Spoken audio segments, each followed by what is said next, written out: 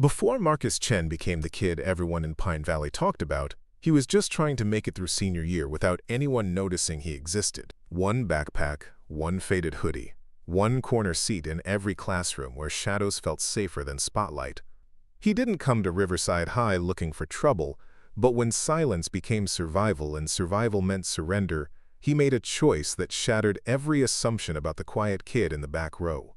This isn't a story about a hero looking for a fight. It's about a boy who discovered that sometimes the most dangerous person in the room is the one nobody sees coming.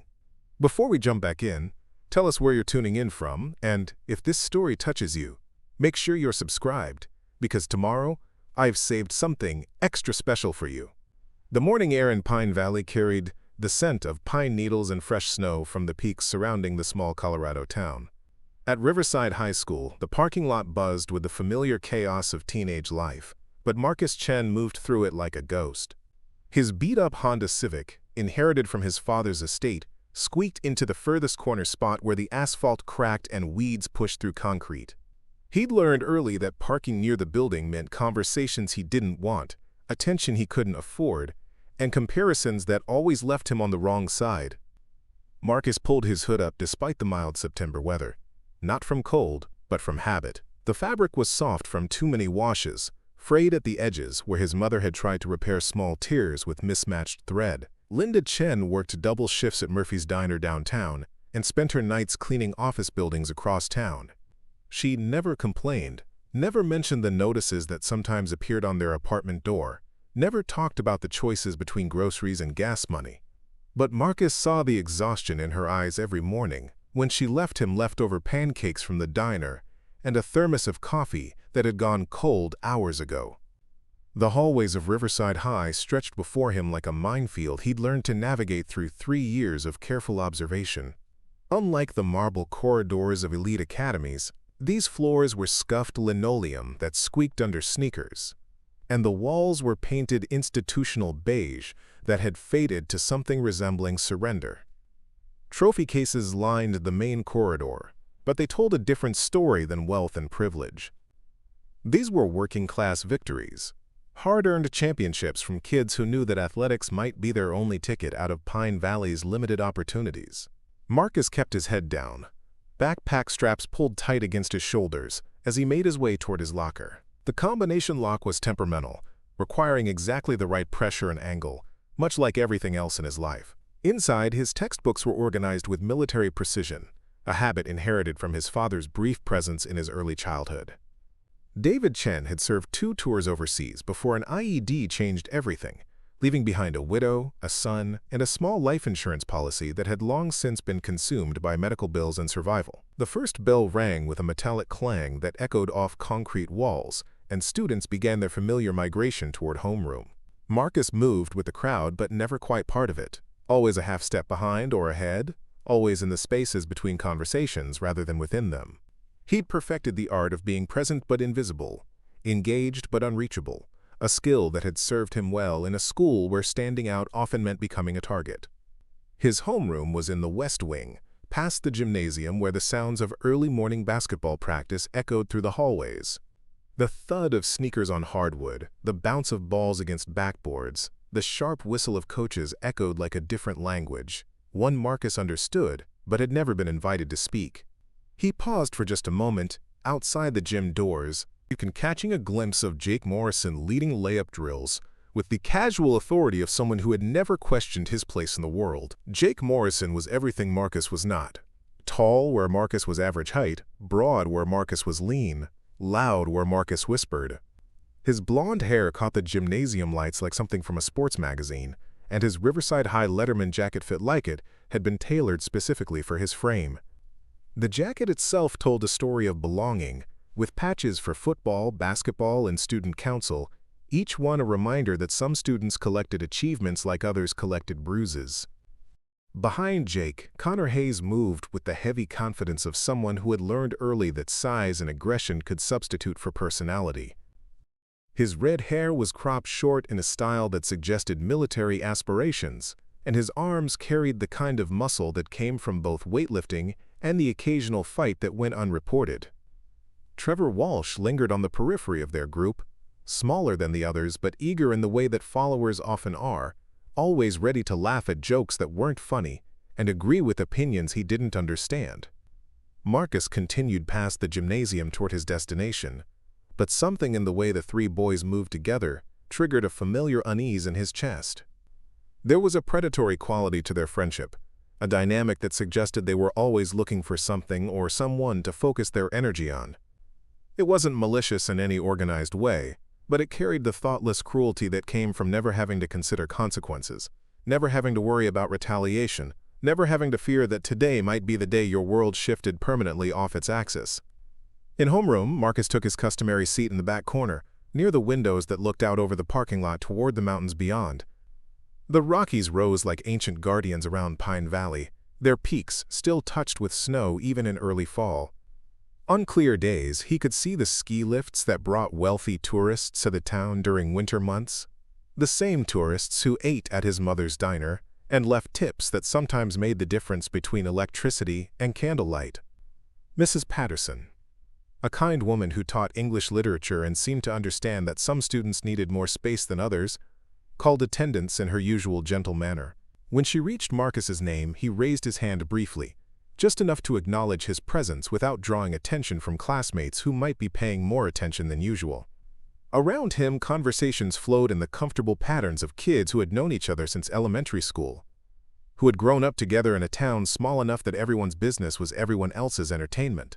But Marcus had learned to find comfort in the margins, in the spaces between other people's stories where he could observe without participating, understand without revealing himself. He watched Jake Morrison charm Mrs. Patterson with questions about the weekend's football game, watched Connor Hayes attempt to copy homework from the girl sitting next to him, watched Trevor Walsh practice expressions in his phone's camera as if rehearsing for an audience that might never arrive. The morning announcements crackled through the intercom system with the usual mixture of reminders about upcoming events, changes to lunch menus, and celebrations of athletic achievements. The homecoming game was 2 weeks away, and the excitement was building in the way it did in small towns where high school football represented more than just a sport.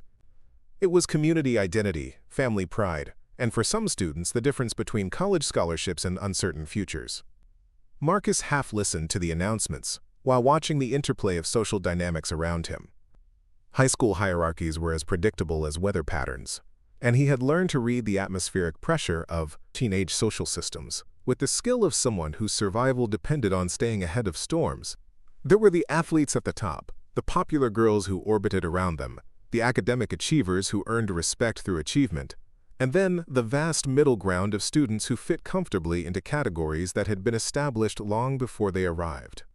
And then there were the outliers, the kids who didn't fit anywhere specific, who navigated the system through invisibility rather than integration. Marcus had made peace with his position in this ecosystem, had learned to find advantages in anonymity and strength in solitude.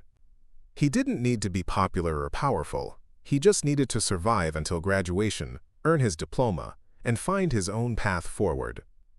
But survival, he was beginning to understand, wasn't just about avoiding attention.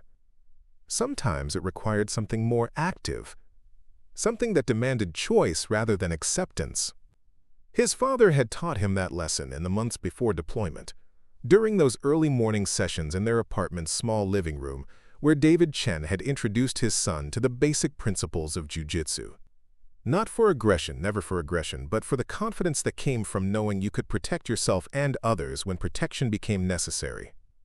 The bell rang again, signaling the end of homeroom and the beginning of another day in the careful balance Marcus had constructed around his life at Riverside High. He gathered his books, shouldered his backpack, and prepared to navigate the hallways once more. But as he stood to leave, he caught Jake Morrison's eye for just a moment, and something in that brief connection suggested that his strategy of invisibility might be about to face its greatest test.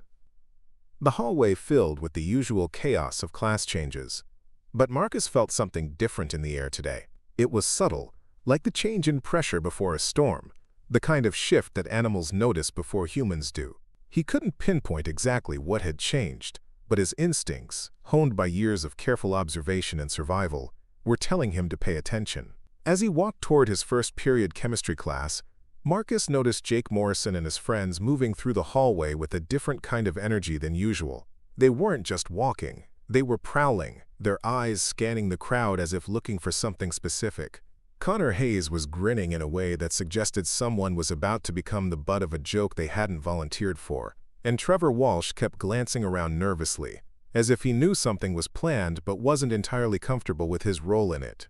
Marcus quickened his pace slightly, not enough to appear rushed but enough to create distance between himself and whatever storm was brewing behind him. He had learned to trust these instincts, these subtle warnings that had kept him safe through 3 years of high school politics and social warfare. But as he turned the corner toward the science wing, he realized that sometimes storms move faster than escape routes, and sometimes the very act of running makes you more visible to predators who have been waiting for exactly that kind of movement. The chemistry lab at Riverside High occupied the northeast corner of the science wing, where large windows offered a view of the football practice field and the mountains beyond. Dr. Sarah Mitchell had arranged the lab stations in neat rows, each equipped with Bunsen burners that had seen better decades and periodic tables that were laminated but still showed signs of wear around the edges. The room smelled of sulfur compounds and cleaning supplies, a combination that had become oddly comforting to Marcus over the past 3 years. Marcus slid into his usual seat at the back table, the one closest to the emergency shower that hadn't been tested in recent memory. His lab partner was Alex Rodriguez, a quiet kid with thick-rimmed glasses and an encyclopedic knowledge of computer programming languages. Alex was one of the few students. Preparing and narrating this story took us a lot of time, so if you are enjoying it, subscribe to our channel. It means a lot to us. Now back to the story. At Riverside, who seemed as comfortable with invisibility as Marcus, though for different reasons. While Marcus sought anonymity for protection, Alex simply preferred the company of code to the complexity of teenage social dynamics. "Did you finish the molecular structure homework?" Alex whispered as he pulled out his notebook, pages filled with meticulous diagrams and calculations that would make most students' heads spin. His handwriting was precise, almost mechanical, reflecting the logical mind that had earned him early admission to Colorado State's engineering program despite being only a junior. Marcus nodded, retrieving his own work from a folder that he kept separate from his other class materials. Unlike Alex's artistic precision, Marcus's diagrams were functional, correct, but lacking the aesthetic appeal that came from genuine enthusiasm for the subject.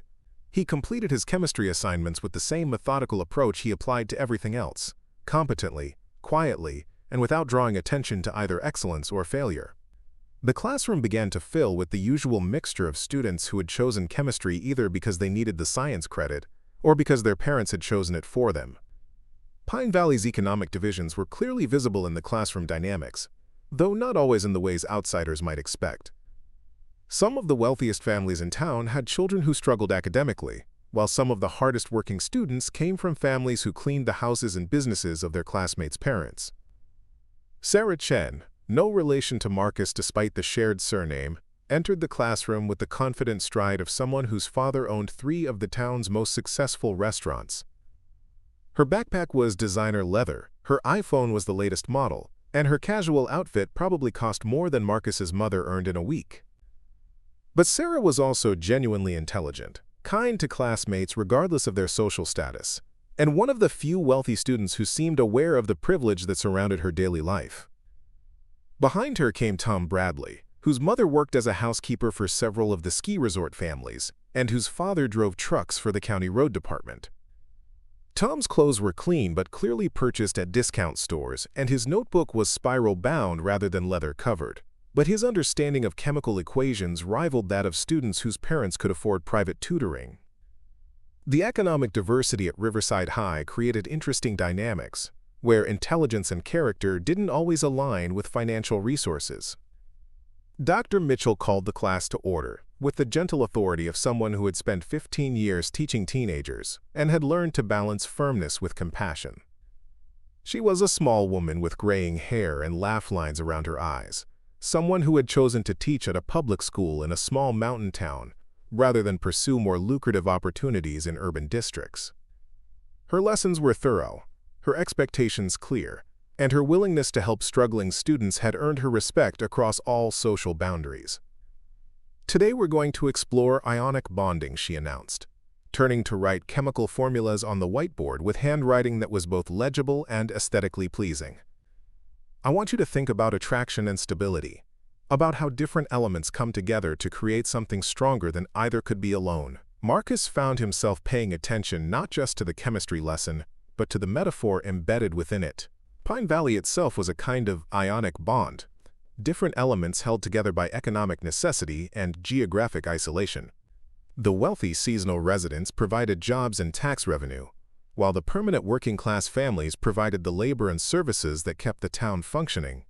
The attraction wasn't always comfortable, and the stability was sometimes fragile, but the system had persisted for decades. Through the laboratory windows, Marcus could see the football team beginning their morning conditioning session. Even from a distance, Jake Morrison's leadership was evident in the way other players positioned themselves around him, in the deference they showed to his suggestions, in the way coaches directed most of their attention toward him during drills. Football in Pine Valley wasn't just a sport, it was a cultural institution that reflected and reinforced the town's values about teamwork, hierarchy, and the importance of physical strength. Coach Rodriguez, Alex's uncle, ran the conditioning sessions with military precision developed during his own high school playing days and refined through years of experience with teenage athletes. He understood that football success required more than individual talent. It demanded collective commitment, shared sacrifice, and the willingness to subordinate personal ego to team objectives. These lessons extended beyond the football field into the broader community, where success often depended on understanding your role and executing it effectively. Jake Morrison embodied these values in ways that made him popular not just with teammates, but with teachers, parents, and community leaders, who saw in him the kind of young man they wanted representing Pine Valley. His family's construction business had built many of the newer homes around the ski resort, had renovated the high school's auditorium, and had provided steady employment for dozens of local residents over the years. The Morrison name carried weight in town council meetings, school board decisions, and the informal networks that determined how resources were allocated and opportunities distributed. Connor Hayes represented a different kind of local influence. His father was a sergeant with the county sheriff's department, and his mother worked as a nurse at the regional medical center. The Hayes family didn't have the financial resources of the Morrisons, but they had institutional connections that provided their own form of power and protection. Connor had grown up understanding law enforcement perspectives, medical emergency protocols, and the importance of maintaining relationships with people who could provide assistance when assistance became necessary. Trevor Walsh occupied a more precarious position in Pine Valley's social ecosystem. His family had moved to town 5 years earlier when his father took a job as assistant manager at one of the ski resort properties. They weren't natives, which mattered in a community where some families had lived for generations, and they weren't wealthy enough to command immediate respect from the established elite. Trevor's popularity depended entirely on his association with Jake and Connor, a dependence that made him eager to prove his loyalty and sometimes willing to go further than his friends in demonstrating that loyalty. The morning conditioning session continued outside the chemistry lab windows, and Marcus found himself studying the dynamics between players with the same analytical attention he applied to molecular structures. Leadership patterns were clearly visible in the way instructions flowed from coaches to captains to position groups. Hierarchies were evident in who spoke first during water breaks and who remained silent until specifically asked for input. Alliance structures could be observed in the subtle clustering of players during rest periods. Dr. Mitchell's voice brought Marcus's attention back to the classroom as she began explaining how sodium and chlorine ions bonded to form salt crystals. The attraction between positive and negative charges creates stability, she explained, but it also creates vulnerabilities. Change the environment enough, and even the strongest ionic bonds can dissolve. Alex Rodriguez scribbled notes with mechanical efficiency, his understanding of the chemistry concepts evident in the speed with which he grasped each new principle. But Marcus found himself thinking about the broader implications of Dr. Mitchell's words, about the environmental changes that could destabilize seemingly solid social structures, about the delicate balance between attraction and repulsion that kept Pine Valley's various elements in equilibrium. The classroom door opened quietly, and Principal Janet Hawkins entered with the soft authority of someone who had managed high school dynamics for over 2 decades. She was a Pine Valley native who had left for college and career opportunities in Denver before returning to serve her hometown's educational needs. Her presence in the chemistry lab was unusual enough to capture everyone's attention, including Dr. Mitchell's. "I'm sorry to interrupt," Principal Hawkins said, her voice carrying the careful neutrality that administrators used when delivering information that might be controversial. "I need to speak with everyone about some changes to our student conduct policies. Dr. Mitchell, may I borrow a few minutes of your class time?" Dr. Mitchell nodded, setting down her whiteboard marker and stepping aside to give the principal space at the front of the classroom. Marcus felt a familiar tension building in his chest, the kind of unease that came whenever authority figures made unexpected announcements. Experience had taught him that policy changes usually meant someone had done something wrong, and investigations often cast wider nets than originally intended. "As you know," Principal Hawkins began, "Riverside High has always prided itself on maintaining a safe and inclusive environment for all students. Recently, we've had some concerns brought to our attention about student interactions that may not reflect our community values. Effective immediately, we're implementing enhanced supervision protocols during lunch periods, increased monitoring of social media activities, and more rigorous investigation procedures for reports of harassment or intimidation." The silence that followed her announcement was thick with unspoken questions and calculations. Marcus glanced around the classroom, noting the various reactions from his classmates. Some students appeared genuinely confused, others looked worried, and a few seemed to be mentally reviewing recent actions that might suddenly be subject to new scrutiny. Sarah Chen raised her hand with the confidence of someone whose family's community standing provided protection from most consequences. "Mrs. Hawkins, are these changes in response to specific incidents, or are they preventative measures?" Principal Hawkins smiled in the way that school administrators had perfected for deflecting questions they couldn't answer directly. "We're always working to improve our school environment. These changes reflect our ongoing commitment to ensuring every student feels safe and supported during their time at Riverside High." Through the laboratory windows, Marcus could see that the football conditioning session had ended, and players were beginning to disperse toward the locker room. Jake Morrison was walking with his usual group, but something in their body language suggested heightened awareness, as if they too were processing information that had implications beyond the obvious. Dr. Mitchell reclaimed control of the classroom as Principal Hawkins departed, but the energy had shifted in ways that were difficult to define precisely. The chemistry lesson continued, but students seemed more distracted, more aware of each other, more conscious of how their words and actions might be interpreted by observers who were paying closer attention than before. Marcus returned his focus to the ionic bonding lesson, but part of his mind remained alert to the subtle changes in classroom dynamics. Alex Rodriguez continued taking notes with mechanical precision, but his shoulders were slightly more tense than usual. Sarah Chen participated in class discussions with her typical intelligence, but her responses were more carefully considered. Tom Bradley worked through practice problems with quiet concentration, but his glances toward other students were more frequent and analytical. The period continued with Dr. Mitchell explaining lattice, structures, and crystal formation, concepts that Marcus understood intellectually but that seemed to carry additional weight in the context of recent announcements. Stable structures required specific conditions, particular arrangements of elements, and careful maintenance of environmental factors. Change any of these variables significantly, and even the most solid-seeming crystals could fracture along predictable lines. When the bell rang signaling the end of chemistry class, students began gathering their materials with the usual mixture of eagerness and reluctance that marked transitions between academic periods.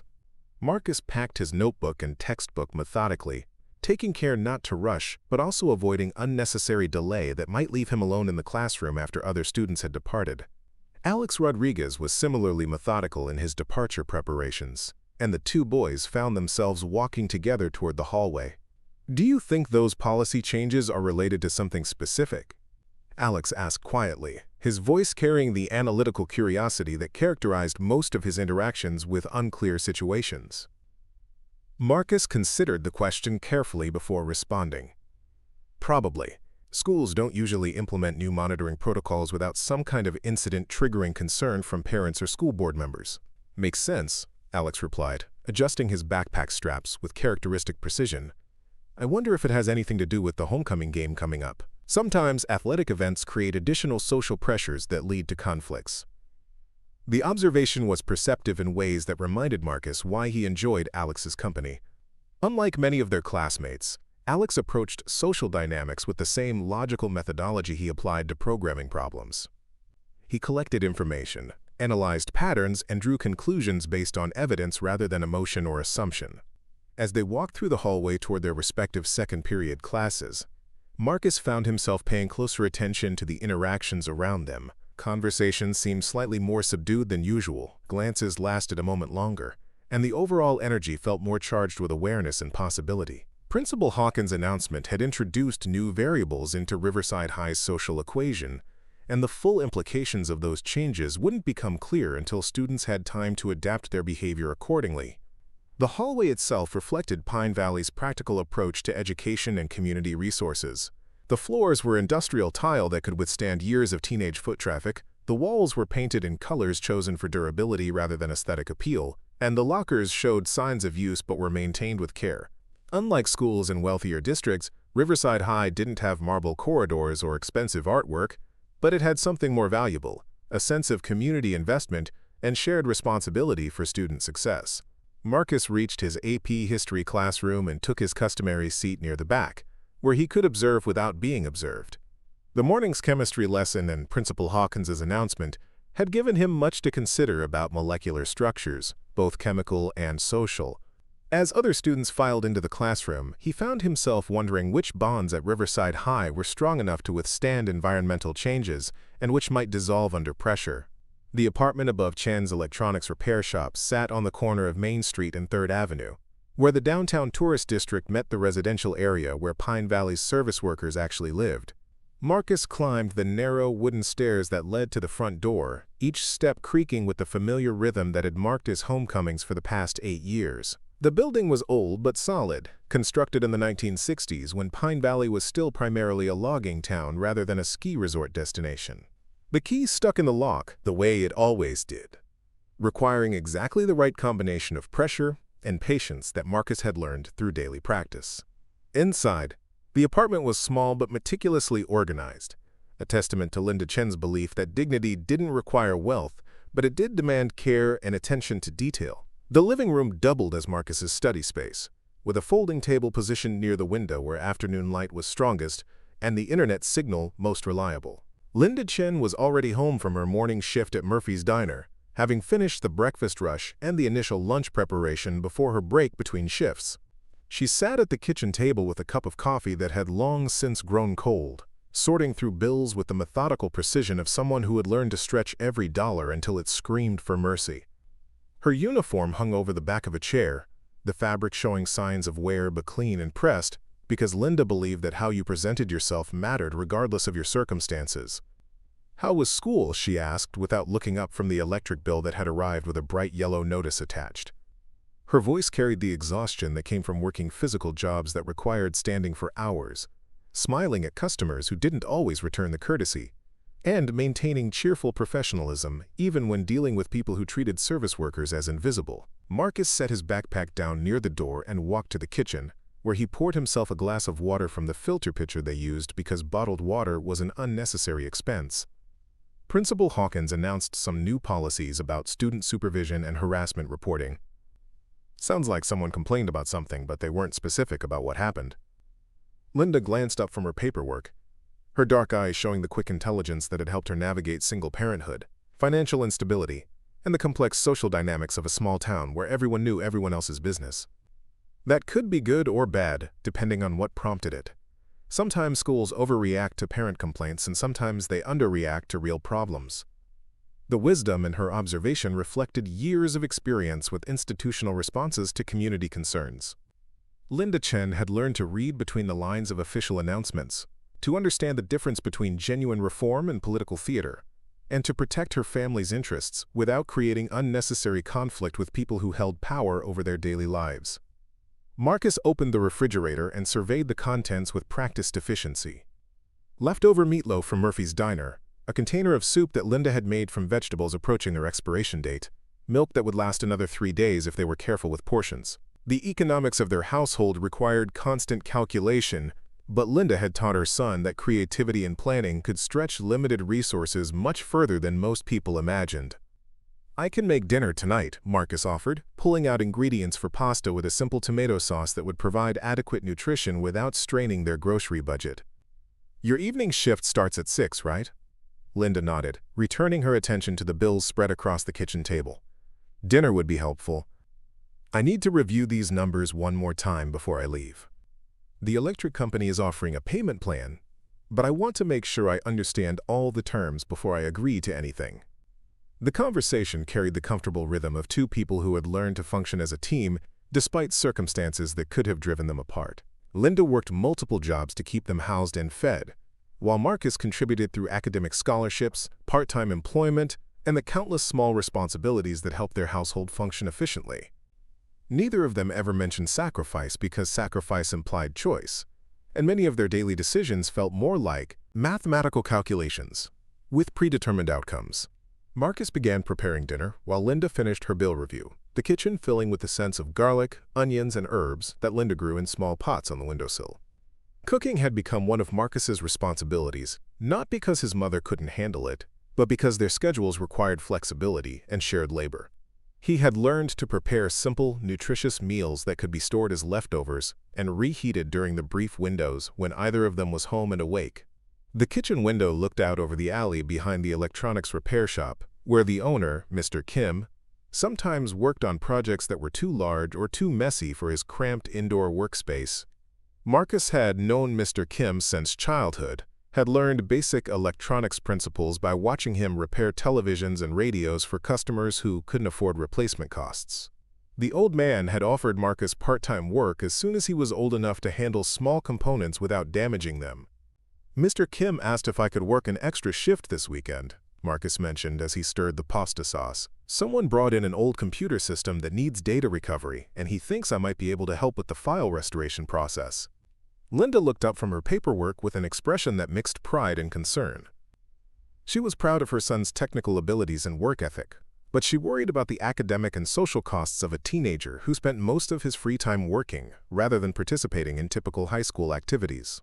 The money would be helpful, but I don't want you burning yourself out. Your grades are too important to risk for a few extra hours of pay. The concern was genuine and well-founded. Marcus's academic performance was their family's best hope for college scholarships that might provide him with opportunities that weren't available in Pine Valley's service economy. But their immediate financial needs were also real and pressing, creating tension between long-term investment and short-term survival that many working-class families understood intimately. Marcus tested the pasta for doneness and began draining it through the colander they had purchased at a thrift store for $3. I can handle both. The computer work is actually good practice for some of the programming concepts I'm learning in AP Computer Science. And Alex Rodriguez said he might be able to help with the file recovery if we get stuck on anything complex. The mention of Alex brought a small smile to Linda's face. She appreciated that her son had found a friend who shared his intellectual interests and understood the importance of academic achievement. Alex's family faced their own economic challenges, but they had managed to create stability through careful planning, hard work, and the kind of mutual support that characterized successful immigrant families in small American towns. "How is Alex doing with his college applications?" Linda asked, folding the bills into neat stacks that represented different priority levels and payment schedules. His uncle mentioned that he's already been accepted to several engineering programs. Marcus divided the pasta between two plates and added the tomato sauce, with portions calculated to provide adequate nutrition while ensuring there would be leftovers for tomorrow's lunch. He's been accepted to Colorado State and Colorado School of Mines. Still waiting to hear from some out-of-state schools, but he'll probably stay local because of cost considerations. The reality of cost considerations shaped most decisions for families like theirs, creating boundaries around possibilities that wealthier families never had to acknowledge. College choice, career paths, even daily meal planning required constant awareness of financial limitations that could transform dreams into luxuries and necessities into challenges. Linda stood and walked to the kitchen counter where Marcus had prepared her dinner. "This looks perfect, thank you." She took a bite and smiled with genuine appreciation. "You're getting good at this. Maybe you should consider culinary school instead of computer science." The suggestion was obviously joking, but it reflected Linda's pride in her son's competence and adaptability. Marcus had learned to cook, manage household budgets, repair basic appliances, and handle adult responsibilities because their circumstances required it. But he had approached these challenges with maturity and skill that impressed everyone who knew their situation. Marcus joined his mother at the kitchen table, where they ate dinner together in comfortable silence punctuated by brief conversations about daily logistics, upcoming expenses, and plans for the weekend. These shared meals represented one of the few times when their conflicting work schedules allowed for extended interaction, making them precious opportunities for connection and family planning. Through the kitchen window, the early evening light cast long shadows across the alley where Mr. Kim was loading electronic components into his old pickup truck. The sight reminded Marcus of his father, who had also worked with his hands and understood the satisfaction that came from fixing things that other people had given up on. David Chen had taught his young son that mechanical problems usually had logical solutions, that patience and methodical thinking could overcome most technical challenges, and that there was dignity in work that served other people's needs. The memory of his father remained vivid, despite the years that had passed since David Chen's death from complications related to his military service. Marcus could still remember the quiet strength that had characterized his father's approach to difficulties, the way he had faced medical challenges and financial stress without complaint or self-pity. David had taught his son that character was revealed not in moments of triumph, but in daily responses to ordinary hardships.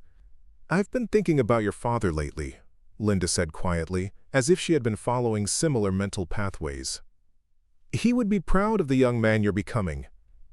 He always said that real strength wasn't about physical power, but about knowing who you are and staying true to that knowledge even when it's difficult." Marcus nodded, feeling the familiar mixture of pride and loss that always accompanied discussions of his father. David Chen had died when Marcus was 12, old enough to understand the magnitude of the loss, but young enough to feel confused and angry about circumstances beyond his control. The grief had evolved over the years into something more complex: appreciation for the lessons his father had taught him, determination to honor his memory through positive choices, and acceptance that some questions would never have satisfactory answers. "He taught me jiu-jitsu basics in this apartment," Marcus said, gesturing toward the living room where they had moved furniture aside to create practice space. "Not because he wanted me to fight, but because he wanted me to understand how leverage and technique could overcome size and aggression. He said that most conflicts could be avoided through awareness and de-escalation, but that I should be prepared to protect myself and others if avoidance wasn't possible." Linda smiled at the memory of her husband patiently teaching their young son grappling techniques on the worn carpet of their small living room. David had approached martial arts instruction with the same methodical care he applied to everything else, emphasizing fundamentals, respect for opponents, and the responsibility that came with physical capability. He had made it clear that fighting was always a last resort, but that when it became necessary, it should be decisive and controlled. "After he died, I wasn't sure if I should continue training," Marcus continued, "but you found that martial arts school downtown and convinced me to try it. Sensei Martinez has been teaching me for almost 6 years now, and I think I understand what Dad was trying to show me about discipline and self-control." The martial arts training had provided Marcus with more than physical skills. The discipline required for regular practice had reinforced academic habits, the respect for instructors and training partners had shaped his approach to social relationships, and the confidence that came from technical competence had helped him navigate high school social dynamics without becoming either a victim or an aggressor. Linda finished her dinner and checked the clock on the microwave, calculating how much time remained before she needed to leave for her evening shift at the medical center. "I need to change uniforms and gather my things. Will you be okay here tonight? I know you have homework, but don't stay up too late. You need adequate sleep to maintain your energy levels." The concern was both practical and emotional. Linda worried about leaving her teenage son alone most evenings, but their work schedules made it unavoidable. Marcus had proven himself responsible and mature beyond his years, but she remained aware that he was carrying burdens that most high school students never had to shoulder. Marcus began clearing the dinner dishes, rinsing them carefully before placing them in the dishwasher that Mr. Kim had repaired for them last year in exchange for help with inventory organization. "I'll be fine. I have some reading for AP history and a problem set for calculus, but nothing too demanding. Alex might come over later to work on our computer science project." The mention of homework reminded Linda of the academic pressures her son faced alongside his work responsibilities and family obligations. Marcus maintained excellent grades despite circumstances that would challenge most students. But she remained vigilant about signs of stress or exhaustion that might indicate he was pushing himself too hard. "Your grades came in the mail today," Linda said, retrieving an envelope from the stack of correspondence on the kitchen counter. "I haven't opened it yet, but I assume it's good news based on how confident you've seemed about your classes this semester." Marcus dried his hands and accepted the envelope, opening it with careful attention to preserve the official seal. The grades were indeed excellent. A's in AP History, AP Computer Science, Calculus, and Chemistry, with an A- in English Literature that reflected his ongoing struggles with creative writing assignments. The academic performance represented thousands of hours of studying, countless late nights balancing homework with work obligations, and the kind of sustained effort that colleges would recognize and reward. "These are wonderful," Linda said, reviewing the grade report with obvious pride. "Your father would be so proud of your dedication and achievement. These grades open doors to scholarship opportunities that could change your entire future." The conversation about college and scholarships carried undertones of hope and anxiety that characterized most discussions about Marcus's post-graduation plans. Excellent grades created possibilities, but those possibilities required financial support that remained uncertain despite their careful planning and sacrifice. Marcus folded the grade report and placed it back in the envelope, adding it to the collection of academic documents they maintain for college application purposes. "I've been researching scholarship programs for students from military families. Dad's service record might help with some applications, especially for engineering and computer science programs." Linda nodded, gathering her work uniform and the small bag she carried during evening shifts. "Every advantage helps. Your father's sacrifice should count for something positive in your life, even though we lost him too early." The reference to David Chen's military service carried complex emotions for both mother and son.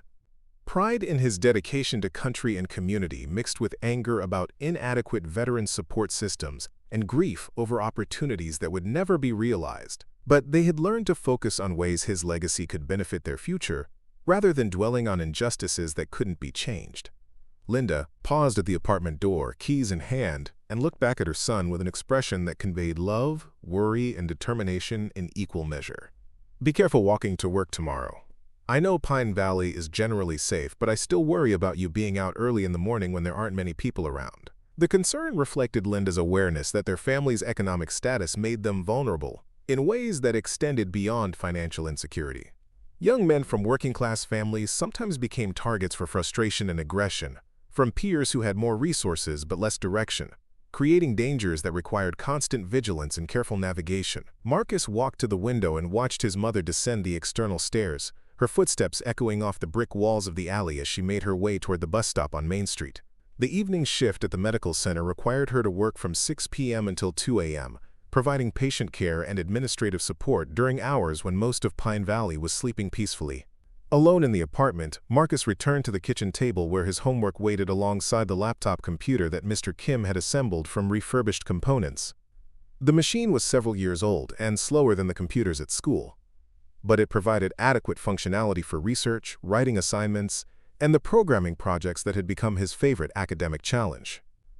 The AP History reading assignment focused on the Industrial Revolution's impact on American social structures, a topic that resonated with Marcus's understanding of Pine Valley's economic transformation from logging town to tourist destination.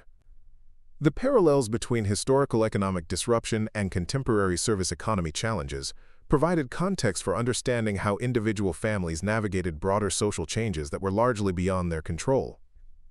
As he worked through the reading assignment, Marcus found himself thinking about the molecular bonds Dr. Mitchell had discussed in chemistry class, about the environmental changes that could destabilize seemingly solid structures, and about the policy changes Principal Hawkins had announced that morning. High school social dynamics operated according to predictable patterns, but those patterns could shift rapidly when new variables entered the equation. The apartment felt different in the evenings when Linda was at work, quieter but also more isolated from the community connections that helped make their small living space feel like home. Marcus had learned to appreciate solitude and use it productively. But he also understood why his mother worried about leaving him alone so frequently during his final year of high school. The Morrison construction offices occupied a converted Victorian house on Elk Street, 3 blocks from the town center, where the original Pine Valley Business District had evolved into a carefully curated collection of shops designed to attract tourist dollars. The building itself told the story of the Morrison family's rise and local prominence, from David Morrison's modest carpentry business in the 1980s to the current company that handled most major construction projects within a 50-mile radius of the ski resort. Jake Morrison sat in the passenger seat of his father's lifted Ford F-250, waiting for Connor Hayes and Trevor Walsh to finish their after-school detention in Mr. Peterson's woodshop classroom. The truck represented everything Jake had learned to expect from life: powerful, expensive, and immediately recognizable as belonging to someone whose family mattered in Pine Valley's economic ecosystem. The leather seats still smelled new. The sound system could probably be heard 3 blocks away, and the chrome accessories gleamed with the kind of attention to detail that separated serious vehicles from transportation appliances. His father, David Morrison, emerged from the construction office carrying blueprints for the new resort expansion project that would add another 100 luxury condominiums to Pine Valley's rapidly growing vacation rental market. David was a large man, whose physical presence commanded respect in rooms full of contractors, city council members, and resort developers who understood that construction projects succeeded or failed based on relationships as much as technical competence. "How did practice go today?" David asked as he climbed into the driver's seat, adjusting the rearview mirror and checking his phone for messages that might require immediate attention. His question carried the casual interest of a father who expected athletic excellence from his son, but didn't feel the need to micromanage daily training activities. Jake shrugged with the practiced nonchalance of someone who had never doubted his athletic abilities or worried about maintaining his starting position on the football team. "Coach Williams is pushing everyone harder because homecoming is coming up. Nothing I can't handle, but some of the younger players are struggling with the conditioning requirements." The observation reflected Jake's awareness of his position within the team hierarchy, where his combination of natural ability, family connections, and social status created advantages that extended beyond mere athletic performance. Coaches knew that Jake's success contributed to team morale, community support, and the kind of positive publicity that helped maintain funding for athletic programs that competed with larger schools for regional recognition. David Morrison nodded approvingly as he reviewed the afternoon's text messages, most of which related to scheduling conflicts, material delivery delays, and the endless coordination required to manage multiple construction projects simultaneously. Leadership means helping the team succeed, not just performing well individually. The younger players need to see that excellence is expected, not optional. The advice carried weight beyond football strategy, reflecting lessons about authority, responsibility, and the expectations that came with family prominence in a small community. Jake had grown up understanding that Morrison family members were expected to excel, to lead, and to represent their name with distinction in whatever activities they chose to pursue. Through the truck's windshield, Jake watched students emerging from Riverside High's main entrance, their departure patterns revealing social hierarchies that had been established over years of shared classes, athletic competitions, and community events. The most popular students moved in confident clusters, their body language advertising comfort with attention and assumption that their presence would be welcomed wherever they chose to gather. Academic achievers walked with different energy, focused and purposeful but less concerned with social performance, their backpacks heavy with textbooks, and their conversations centered on homework assignments and college preparation.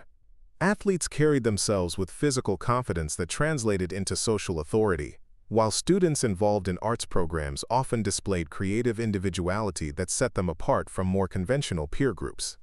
And then there were the others, the students who navigated high school through strategies of invisibility, careful observation, and the kind of adaptive camouflage that allowed them to survive without thriving. These students moved through hallways like shadows, present but not participating, aware but not acknowledged, competent but not celebrated. Marcus Chen emerged from the school building. In this final category, his backpack pulled tight against his shoulders and his pace measured to avoid both hurrying and lingering. Jake noticed him not because Marcus stood out, but because his very ordinariness made him memorable in a school where most students worked hard to distinguish themselves from their peers through achievement, rebellion, or carefully cultivated social personas. "Who's that kid?" Jake asked his father, nodding toward Marcus as he walked across the parking lot toward the bicycle racks near the gymnasium. "I've seen him around school, but I don't think we've ever actually talked." David Morrison followed his son's gaze, studying Marcus with the analytical attention he applied to evaluating potential employees or assessing construction site safety hazards. That's Linda Chen's boy. She works at Murphy's Diner and the medical center. Single mother, works multiple jobs, keeps to herself mostly. The kid's supposed to be academically gifted, but they don't have much money for extracurricular activities. The summary contained the essential information that shaped Pine Valley's social dynamics, family economics, work history, and community reputation compressed into a few sentences that positioned Marcus within the informal but powerful classification system that determined how people were perceived and treated. In a small town, everyone's story was known to everyone else, creating opportunities for both support and judgment that could follow families for generations. Jake processed this information with the casual interest of someone who had never needed to worry about his own family's classification within Pine Valley's social structure. The Morrison name opened doors, created opportunities, and provided protection from the kinds of economic vulnerability that affected families like the Chens. This security allowed Jake to view other people's struggles with detached sympathy rather than personal anxiety. Connor Hayes and Trevor Walsh finally emerged from the school building, their delayed appearance explained by the detention slips they carried as evidence of their afternoon punishment for disrupting Mrs. Anderson's English literature class. Connor moved with the confident swagger of someone whose father's law enforcement connections provided immunity from serious consequences, while Trevor hurried to catch up with his taller, more assertive friends. The detention had resulted from Connor's decision to challenge Mrs. Anderson's interpretation of a poem they were studying, not because he had genuine literary disagreements, but because he enjoyed testing the boundaries of teacher authority and demonstrating his willingness to accept minor punishments rather than submit to academic expectations he considered irrelevant. Trevor had been caught up in the disruption simply by association, his loyalty to Connor and Jake requiring him to support their challenges to authority even when he personally disagreed with their tactics. This dynamic had characterized their friendship since middle school, with Trevor accepting subordinate status in exchange for protection and social access that his family's relative newcomer status in Pine Valley wouldn't otherwise provide. "Sorry we're late," Connor said as he climbed into the truck's extended cab, his voice carrying the theatrical remorse that characterized most of his interactions with adult authority figures. Mrs. Anderson decided that discussing poetry required absolute silence and complete submission to her interpretation of symbolic meaning. Jake laughed at his friend's description, appreciating Connor's ability to transform minor conflicts into evidence of teacher incompetence rather than student misbehavior. This skill had helped Connor avoid serious academic consequences throughout his high school career, despite a pattern of classroom disruptions that had earned him a reputation among faculty as intelligent but unmotivated. Trevor squeezed into the remaining seat, his smaller frame allowing him to fit comfortably in the space that would have been cramped for larger passengers. "At least it was just detention. My parents would lose their minds if I got suspended during football season. They're already stressed about college applications and scholarship opportunities." The concern reflected Trevor's family's more precarious position within Pine Valley's social hierarchy, where academic and athletic performance represented their son's best hope for opportunities that might not otherwise be available. Unlike Jake and Connor, whose family connections provided multiple pathways to success, Trevor understood that his future depended heavily on his high school achievements and the relationships he maintained with influential classmates. David Morrison started the truck and pulled out of the school parking lot, navigating the afternoon traffic that consisted primarily of school buses, parent pickup vehicles, and the occasional delivery truck serving local businesses. Pine Valley streets were designed for a smaller population, creating congestion during peak hours that reminded residents of their town's rapid growth and changing character. "What are your plans for this evening?" David asked as they drove past the row of shops that catered to tourist traffic. "Your mother mentioned something about homecoming planning committee meetings, but I wasn't sure if that was tonight or later in the week." Jake checked his phone for text messages from classmates who were coordinating various homecoming activities, from float construction to dance decorations to the informal social events that would surround the official school-sponsored activities. "The planning meeting is tomorrow. Tonight, Connor and I were going to work on our government project that's due Friday." The government project involved analyzing local political structures and interviewing community leaders about their roles in municipal decision-making processes.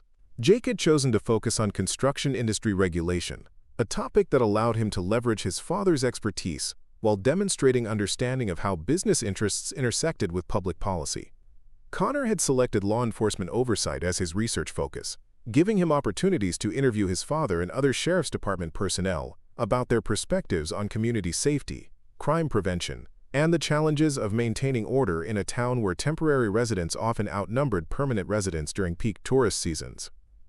Trevor's project examined the economic impact of seasonal employment on local families, a topic that required him to interview workers in the hospitality industry about the advantages and disadvantages of tourism-dependent employment. The assignment had proven more challenging than he anticipated, partly because many workers were reluctant to criticize an economic system that provided their livelihoods, even when that system created obvious instabilities and inequities. "That sounds like productive work," David Morrison commented approvingly. "Understanding how local government functions will serve you well regardless of what career path you choose after graduation. Too many young people reach adulthood without basic knowledge about civic responsibility and community engagement." The truck turned onto Elk Street, passing the coffee shop where many of Riverside High's students gathered after school to work on homework, socialize, or simply avoid going home to empty houses or family obligations they weren't ready to face. The establishment had become an unofficial social center for teenagers whose families could afford regular purchases of expensive beverages and snack foods. Jake noticed Marcus Chen through the coffee shop's front window, sitting alone at a corner table with textbooks spread before him and a single glass of water that he was apparently making last for the entire afternoon. The scene reinforced David Morrison's earlier assessment of the Chen family's economic situation, while also demonstrating Marcus's commitment to academic achievement, despite environmental challenges that would have discouraged less motivated students. "Look at that," Connor said, following Jake's gaze toward the coffee shop window. "Chen's in there pretending he can afford to be a customer. I bet he's been nursing that water for 2 hours just to use their Wi-Fi for homework." The observation carried the casual cruelty that often characterized teenage commentary about classmates who didn't share their economic advantages. Connor's father's steady employment and benefits package had provided their family with comfortable middle-class security that made it difficult for Connor to understand or empathize with more precarious financial situations. Trevor shifted uncomfortably in his seat, his own family's recent arrival in Pine Valley and modest economic circumstances making him more aware of the vulnerabilities that Connor was mocking. Maybe he just liked studying there. Some people concentrate better with background noise. The mild defense earned Trevor a sharp look from Connor, who expected loyalty to extend to supporting his judgments about other students' behavior and motivations. The social dynamics within their friendship group required Trevor to balance his personal ethics with his need to maintain acceptance from friends whose social status provided protection and opportunities he couldn't access independently. Jake remained silent during this exchange, his attention focused on Marcus's solitary presence in the coffee shop and the careful way he was managing his limited resources while maintaining his academic commitments. There was something admirable about Marcus's dedication, but also something that made Jake uncomfortable in ways he couldn't quite identify or articulate. The truck continued down Elk Street toward the Morrison family's neighborhood, where large houses sat on expansive lots that had been carved from hillsides overlooking the town's center and ski resort beyond. These homes represented Pine Valley's most successful families, from resort developers to construction company owners to medical professionals who served both local residents and wealthy seasonal visitors. David Morrison pulled into the circular driveway that led to their house, a custom-built structure that showcased Morrison Construction's capabilities while providing the Morrison family with living space that reflected their status within Pine Valley's social hierarchy. The house featured natural stone and timber construction that harmonized with the mountain environment while incorporating luxury amenities that clearly distinguished it from more modest local residences. "I'll be working in the office until dinner," David announced as he gathered his blueprints and phone. "Your mother should be home by 6 with groceries and information about this weekend's tournament schedule.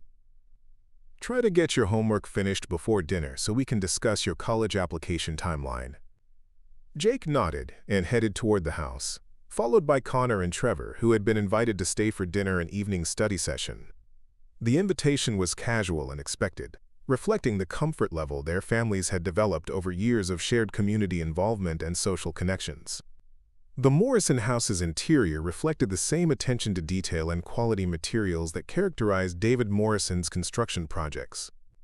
Hardwood floors gleamed under carefully positioned lighting, Stone fireplaces dominated main living areas, and large windows provided panoramic views of the mountains that surrounded Pine Valley like natural fortifications. Jake led his friends to the finished basement, which had been converted into a combination recreation room and study area, equipped with comfortable furniture, high-speed internet, and a large-screen television that could display multiple information sources simultaneously. The space had been designed specifically for teenage activities, providing privacy from adult supervision while maintaining enough openness to discourage inappropriate behavior. "Before we start on the government project, I want to show you guys something," Connor said, pulling out his phone and opening an application that Jake didn't immediately recognize. "My cousin from Denver sent me this video of some kid getting completely destroyed at his school. It's the kind of thing that makes you appreciate how much better our social dynamics are here in Pine Valley." The video showed a high school student being humiliated by classmates who had apparently planned an elaborate prank designed to embarrass him in front of a large audience. The victim's obvious distress was contrasted with the laughter and approval of students who witnessed the incident, creating a dynamic that Connor found entertaining but that made Trevor visibly uncomfortable. "That's pretty harsh," Trevor commented quietly, his voice carrying uncertainty about how he was expected to respond to content that clearly caused genuine suffering. "I mean, the kid looks really upset. Maybe it went too far?" Connor laughed dismissively at Trevor's concern, interpreting it as evidence of weakness rather than empathy. "It's just high school drama. If you can't handle some teasing, you probably shouldn't leave your house. Besides, the kid probably learned a valuable lesson about knowing his place in the social order." Jake watched the video with interest, but also with growing awareness of parallels between the victim's situation and Marcus Chen's careful navigation of Riverside High's social landscape. Both students seemed to understand their vulnerable positions and had developed strategies for avoiding attention that might lead to exactly the kind of humiliation Connor was celebrating. "Do you think anything like that would happen here?" Jake asked, his question motivated more by curiosity than concern. "I mean, we have kids who don't fit in, but Pine Valley seems pretty calm compared to what you see in these viral videos."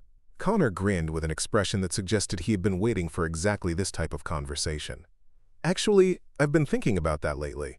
Sometimes I wonder if our school is too comfortable, too predictable. Maybe some people need reminders about social boundaries and appropriate behavior."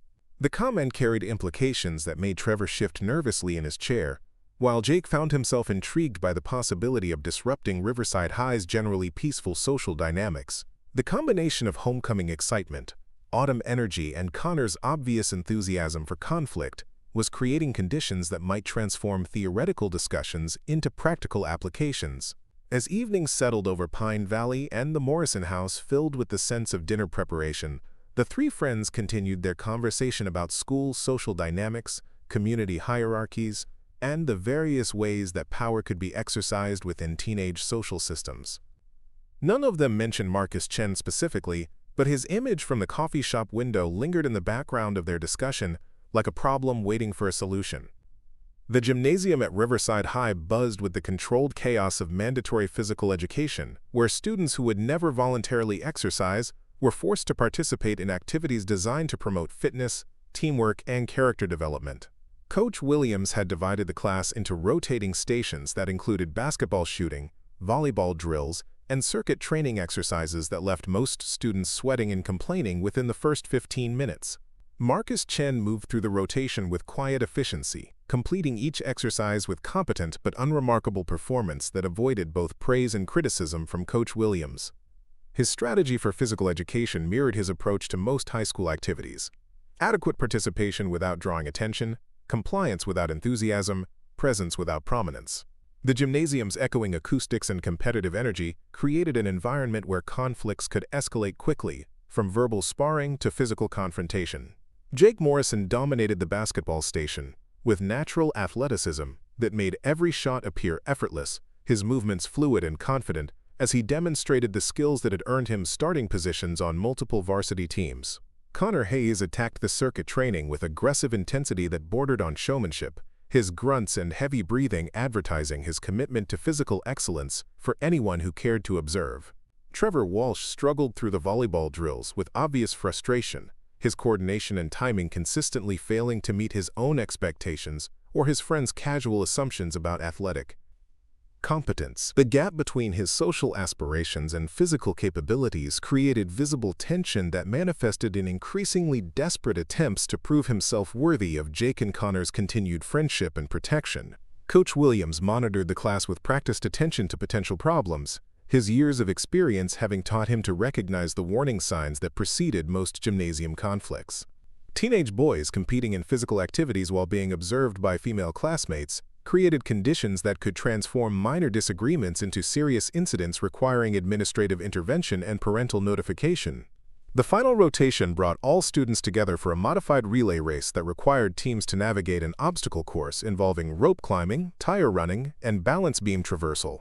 Coach Williams announced team assignments randomly, creating groups that mixed athletic ability levels and social hierarchies in ways that sometimes produced unexpected cooperation and occasionally generated friction between students who normally avoided interaction. Marcus found himself assigned to a team that included Sarah Chen, Tom Bradley, and Alex Rodriguez, a combination that represented academic achievement without athletic distinction. Their competitors included Jake Morrison's team with Connor Hayes, Trevor Walsh, and Jessica Palmer, the combination of athletic ability and social status that typically dominated physical education competitions. The relay format required each team member to complete the entire obstacle course before the next person could begin, creating opportunities for individual failure to impact group performance in ways that could generate both camaraderie and resentment. Marcus understood that his team's success depended on consistent competence rather than exceptional performance, a strategy that aligned with his general approach to high school survival. Sarah Chen completed the first leg with determination that compensated for limited athletic experience, her steady progress through each obstacle demonstrating the focus and persistence that characterized her academic achievements. Tom Bradley followed with surprising agility that reflected weekend outdoor activities necessitated by his family's recreational preferences and limited entertainment budget. Alex Rodriguez approached the course with analytical precision, studying each obstacle before attempting it and completing the challenges through careful planning rather than athletic improvisation.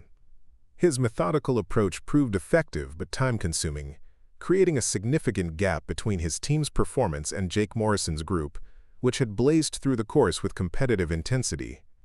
Marcus prepared for his anchor leg, knowing that his team's deficit made victory unlikely, but that competent performance could preserve dignity and avoid the kind of public failure that became ammunition for future social conflicts. He had completed similar obstacle courses during his martial arts training, where Sensei Martinez emphasized technique over speed and control over power.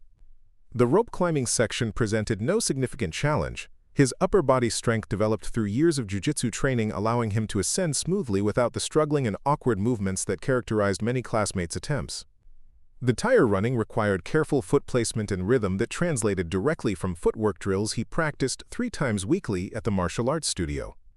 The balance beam demanded concentration and body awareness that Marcus had developed through countless hours of practicing falls, rolls, and position transitions on narrow mats designed to challenge equilibrium and coordination. His crossing was steady and controlled, lacking the dramatic flair that some students attempted, but avoiding the wobbling and near falls that created entertainment for observers. As Marcus completed the obstacle course and prepared to return to the team's staging area, Connor Hayes positioned himself directly in Marcus's path with calculated timing that appeared accidental but created an unavoidable collision point. The positioning was subtle enough to avoid coach attention, but obvious enough that several students noticed the deliberate nature of the interference. "Watch where you're going, scholarship boy," Connor muttered as Marcus approached, his voice low enough to avoid coach detection, but loud enough for nearby students to hear the insult and register the social dynamics being displayed. The comment was designed to establish dominance, while providing Connor with plausible deniability if questioned about his behavior. Marcus attempted to step around Connor's blocking position, but Connor shifted to maintain the obstruction while appearing to stretch casually after his own completion of the relay course. Jake Morrison and Trevor Walsh flanked Connor's position, their presence adding intimidation factor while allowing them to claim they were simply cooling down from their athletic exertion. "I said watch it," Connor repeated, this time adding a small shove that was forceful enough to disrupt Marcus's balance, but not dramatic enough to clearly constitute assault to casual observers. The push was precisely calibrated to provoke a reaction while maintaining Connor's ability to claim that any contact had been accidental or justified by Marcus's failure to avoid collision. Several female students had noticed the confrontation and were watching with expressions that ranged from curiosity to concern, their attention adding social pressure that made backing down appear cowardly but escalating appear dangerous. Marcus understood that his response would be observed, analyzed, and remembered by classmates who would interpret his choices as evidence of character, weakness, or threat level. Trevor Walsh seemed uncomfortable with the situation's development, his body language suggesting awareness that the interaction was moving beyond casual intimidation towards something more serious. But his loyalty to Connor and dependence on Jake's social protection prevented him from intervening or attempting to de-escalate the confrontation that was drawing increased attention from other students.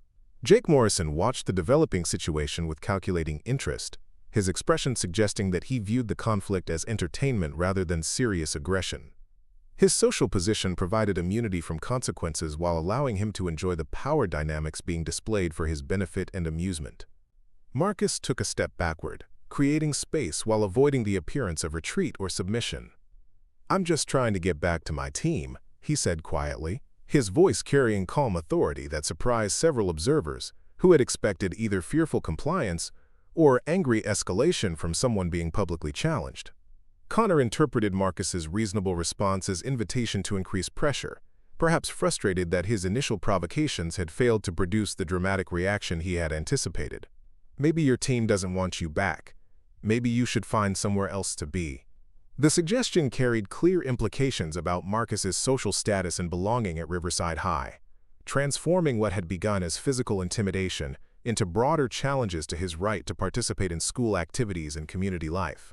The escalation demonstrated Connor's willingness to use social exclusion as a weapon against students who couldn't retaliate through similar means. Marcus remained calm, despite the growing audience and increasing hostility, his martial arts training having taught him to recognize aggression as often rooted in insecurity rather than genuine strength.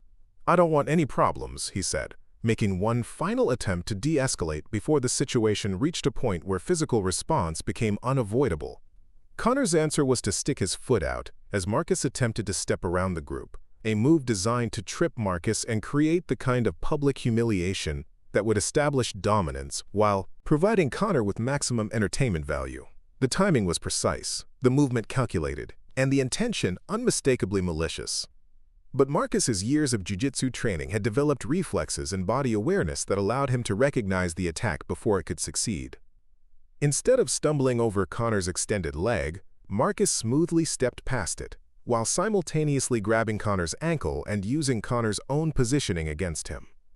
The resulting throw was textbook selenage, a shoulder throw that used Connor's forward momentum and extended position to lift him completely off the ground before depositing him heavily on the gymnasium's hardwood floor. The technique was executed with precision and control that demonstrated years of training while avoiding the kind of excessive force that could cause serious injury. Connor hit the floor with a sound that echoed throughout the gymnasium, his breath expelled in a sharp gasp as his back made contact with the unforgiving surface. The impact was forceful enough to stun him momentarily, but not severe enough to cause lasting damage, a calibration that reflected Marcus's training and restraint rather than luck or accident. The gymnasium fell silent for several seconds, as students processed what they had witnessed, their minds struggling to reconcile the quiet, unremarkable Marcus Chen with the student who had just effortlessly neutralized one of Riverside High's most intimidating personalities. The disparity between Marcus's usual invisibility and his sudden demonstration of physical capability created cognitive dissonance that left observers speechless. Jake Morrison's expression shifted from casual amusement to genuine surprise as he realized that his assumptions about Marcus had been fundamentally incorrect.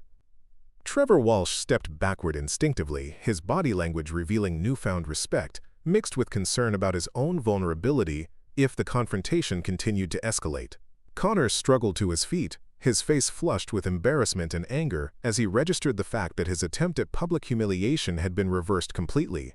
The power dynamics he had tried to establish through intimidation had been shattered by Marcus's unexpected competence, leaving Connor exposed as the aggressor who had been decisively defeated. Coach Williams blew his whistle sharply, the sound cutting through the gymnasium's stunned silence as he moved toward the group with authority that brooked no argument. "What's going on here?" he demanded, his voice carrying the kind of commanding presence that had maintained order in gymnasiums for over 20 years. Several students began speaking simultaneously, their voices overlapping as they attempted to explain the sequence of events from their individual perspectives. But the basic facts were clear to anyone who had witnessed the confrontation. Connor had instigated the conflict, Marcus had defended himself, and the result had been a dramatic demonstration that appearances could be profoundly misleading. Marcus stood calmly in the center of the attention, his breathing steady and his posture relaxed despite having just executed a throw that had neutralized a larger, more aggressive opponent.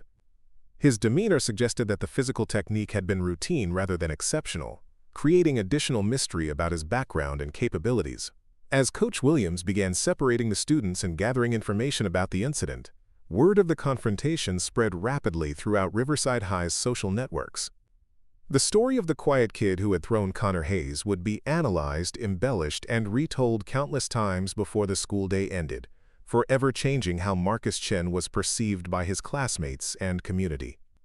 The gymnasium erupted into excited conversations as students discussed what they had witnessed, their voices carrying amazement, respect, and newfound curiosity about the unremarkable boy who had just demonstrated that still waters sometimes run much deeper than anyone imagines. Up next, you've got two more standout stories right on your screen. If this one hit the mark, you won't want to pass these up. Just click and check them out.